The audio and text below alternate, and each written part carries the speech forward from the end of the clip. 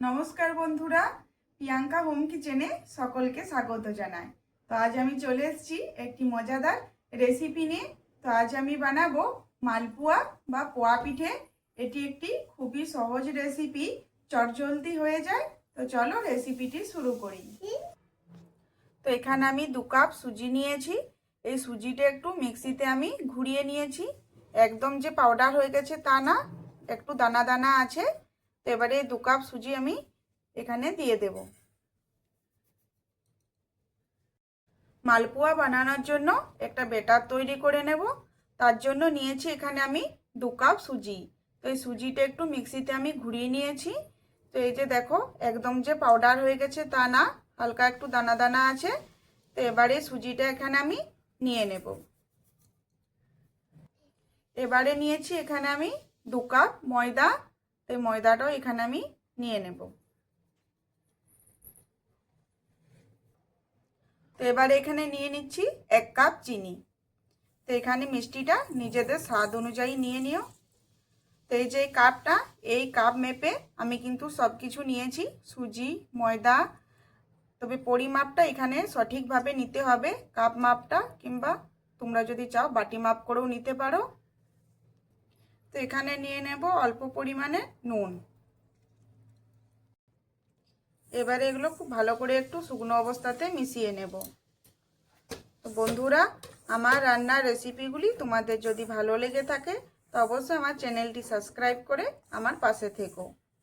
আর video যদি ভালো লাগে অবশ্যই একটি লাইক দিয়ে দেখা শুরু করো।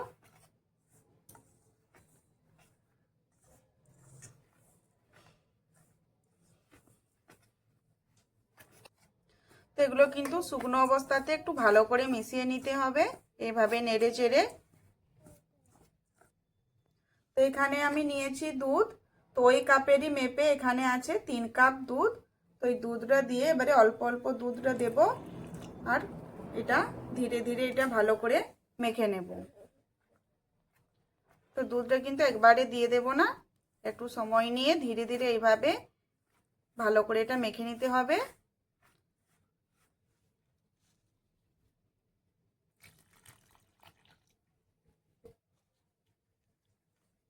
তো এই পিঠেটা কিন্তু, এই পোয়া পিঠে বা মালপোয়া পিঠে, এটা খেতে খুবই ভালো লাগে। এটা একদমই নরম তুলতুলে হয়। আর এই শীতে কিন্তু এই পিঠেটা অবশ্যই একবার বাড়িতে বানিয়ে খেও, অসাধারণ খেতে লাগে।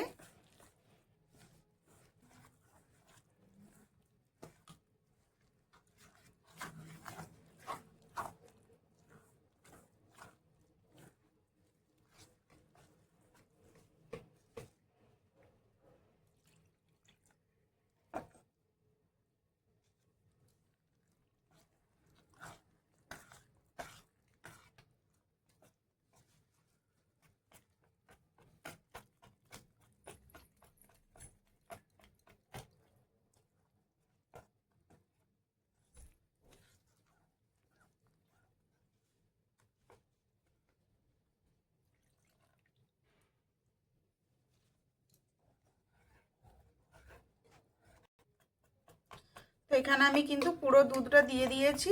এবার এটা খুব ভালো করে হাত দিয়ে এভাবে ফেটিয়ে নেব।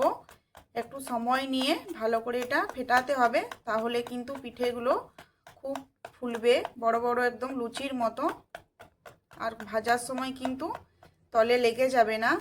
এইভাবে একটু যদি সময় নিয়ে ফেটিয়ে নেওয়া হয়, পিঠেগুলো খুব নরম তুলতুলে তৈরি হবে, আর খেতেও ভালো লাগবে।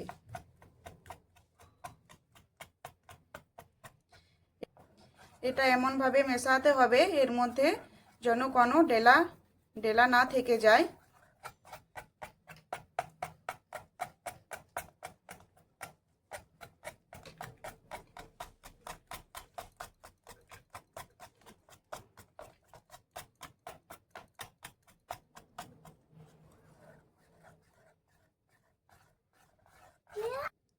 তো এখানে ব্যাটারটা কিন্তু একদম স্মুথ ব্যাটার তৈরি করতে হবে।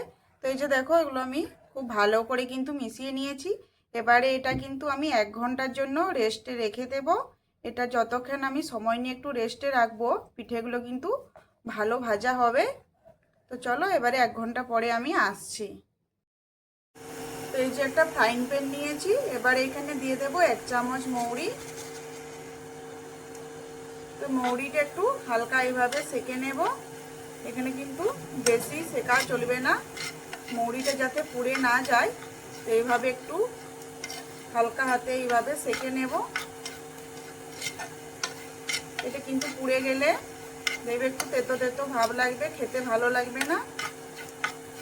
একটু হালকা হাতে হালকা আঁচে একটু সেকে নিতে হবে। তো এই যে দেখো এখানে মৌরিটা আমার সেকা হয়ে গেছে।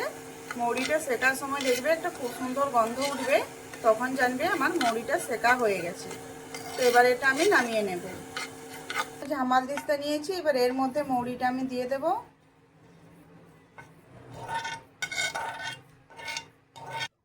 তো মৌরিগুলো ঠান্ডা হয়ে গেছে, এভাবে একটু এগুলো একটু গুঁড়ো করে নেব।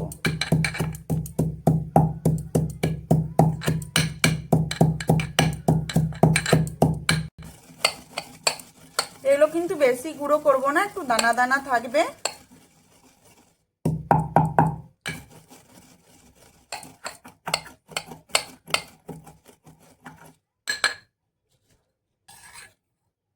তো এই যে দেখো দানা দানা আছে, এইভাবে একটু গুঁড়ো করে নিতে হবে। তো এই যে দেখো ব্যাটারটা আমার হয়ে গেছে, 1 ঘন্টা রেস্টে ছিল। তো এবারে এটার মধ্যে আমি দিয়ে দেব ভেজে রাখা মৌরিটা, গুঁড়ো করে নিয়েছি। তো এই মৌরিটা দিলে কিন্তু পিঠেটা খেতে খুব ভালো লাগবে। পিঠেটা খাওয়ার সময় মুখে একটু আধটু মৌরিটা পড়বে, তো খেতে ভালো লাগে।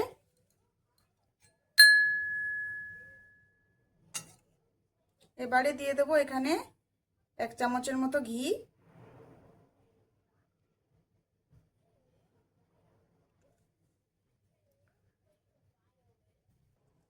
এবারে এগুলো একটু ভালো করে মিশিয়ে নেব ব্যাটারটার সাথে।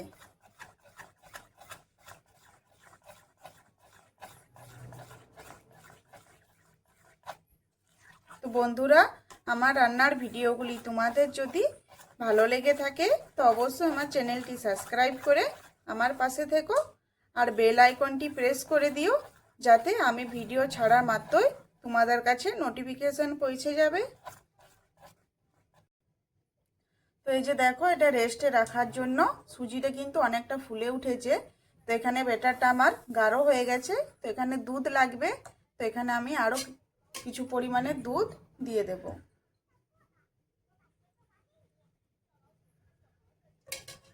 তো এইভাবে দুধ দিয়ে আরও একটু ভালো করে আমি ফেটিয়ে নেব। এখানে একটু ব্যাটারটা আমাকে পাতলা করতে হবে। তো এই ব্যাটারটা যত ভালো তৈরি হবে পিঠেগুলো কিন্তু তত ভালো তৈরি হবে। তো এই যে দেখো এখানে কিন্তু আমার ব্যাটারটা তৈরি হয়ে গেছে।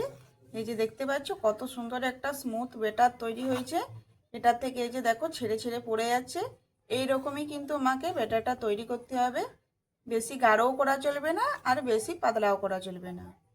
তো চলো এবারে পিঠেগুলো ভেজে নিই। তো এবারে পিঠেগুলো ভেজে নেব। এই যে দেখো কড়াইয়ে তেল দিয়েছি, তেলটা কিন্তু খুব ভালো করে গরম করে নিয়েছি। এবারে গরম তেলের মধ্যে ব্যাটারটা দিয়ে দেব।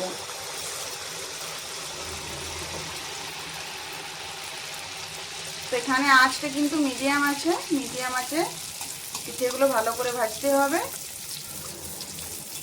তো এইভাবে একটু গরম তেলটা ছিটিয়ে ছিটিয়ে দিতে হবে, দেখবে পিঠেগুলো খুব সুন্দর লুচির মতন ফুলে উঠবে। তো এই যে একটা পিঠ হয়ে গেছে, একটা পিঠ উল্টে দিয়েছি। তো এইভাবে একটু লাল লাল করে কিন্তু পিঠেগুলো ভাজতে হবে। এখানে আঁচটা মিডিয়াম রাখতে হবে।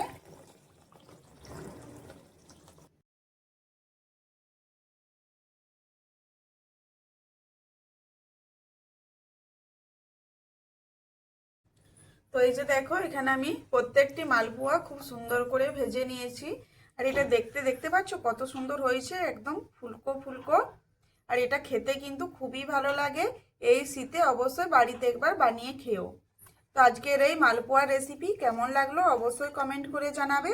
আর যদি ভালো লেগে থাকে আমার চ্যানেলটি সাবস্ক্রাইব করে আমার পাশে থেকো।